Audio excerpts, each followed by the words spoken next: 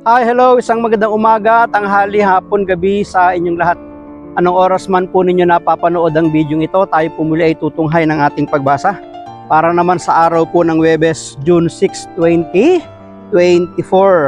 Hahanguin natin ang mabuting balita sa Ebanghelyo ni San Marcos, Kabanatang 12, mga talatang 28 hanggang 34. Noong panahong iyon, isa sa mga eskriba ay lumapit kay Jesus at nagtanong, alin pong utos ang pinakamahalaga?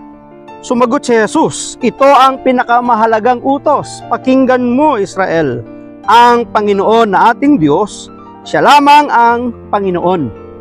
Ibigin mo ang Panginoon mong Diyos ng buong puso, ng buong kaluluwa, at ng buong pag-iisip, at ng buong lakas. Ito naman ang pangalawa. Ibigin mo ang iyong kapwa gaya ng iyong sarili. Wala nang ibang utos na hihigit pa sa mga ito. Tama po, guro, wika ng eskriba. Totoo ang sinabi ninyo, iisa ang Diyos at wala nang iba liban sa Kanya.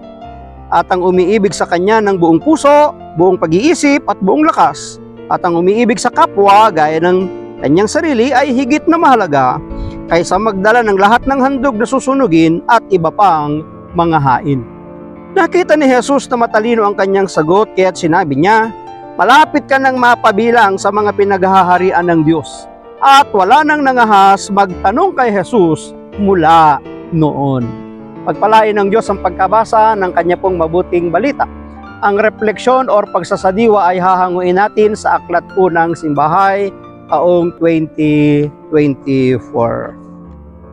Alin pong utos ang pinakamahalaga? Ito'y isa na namang patibong or pagsusukat sa kakayahan at kaalaman ng ating Panginoon upang sukatin na naman kung hanggang saan ang nalalaman ng ating Panginoon.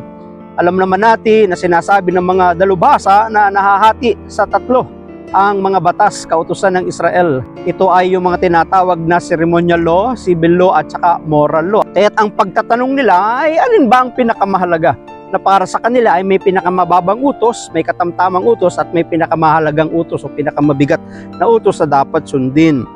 Isang guro naman ng batas ang nagtanong kay Jesus, simple at totoo ang paghahanap maaari ng kanyang kasagutan o paghahanap niya ng kasagutan.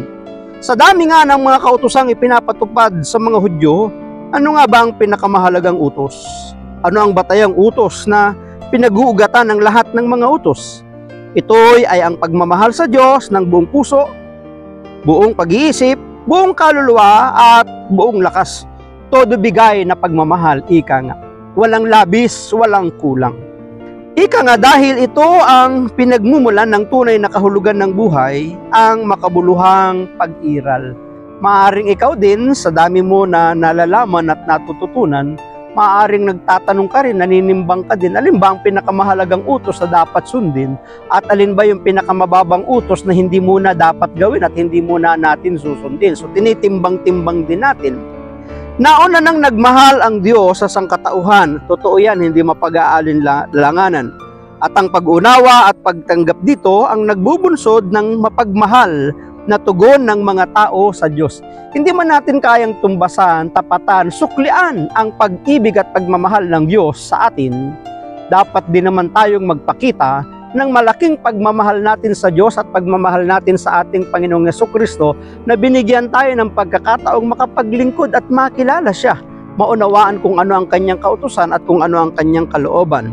Pero kaakibat nito ng pagmamahal sa kapwa, ang tunay na pagmamahal sa Diyos ay pagmamahal din sa lahat ng kanyang minamahal. Kaya nga, kung paanong minamahal ng Diyos yung ating kapwa, tao, hindi lang tayo, dapat tayo din ay nagmamahal sa kanila sapagkat ang ipinag-uugatan ng ating pagmamahal sa kanila ay ang pagmamahal ng Diyos sa atin at ang pagmamahal din ng Diyos sa ating kapwa. Paanyaya itong magmahal gaya sa pamamaraan ng Diyos mula sa mata ng Diyos.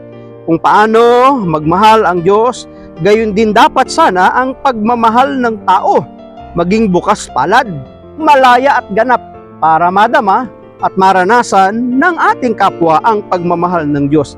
Maaaring may hangganan ng pagmamahal natin dahil nahahadlangan tayo ng ating mga sariling kakulangan, mapait na karanasan, at minsan ay pagkamakasarili. Ngunit Ang pagsunod sa pinakamahalagang utos ang siyang ganap na magpapalaya sa atin. Matutunan natin silang mahalin sapagkat tayo po ay minahal ng ating Diyos. Maraming salamat at pagpalain tayo ng ating Diyos.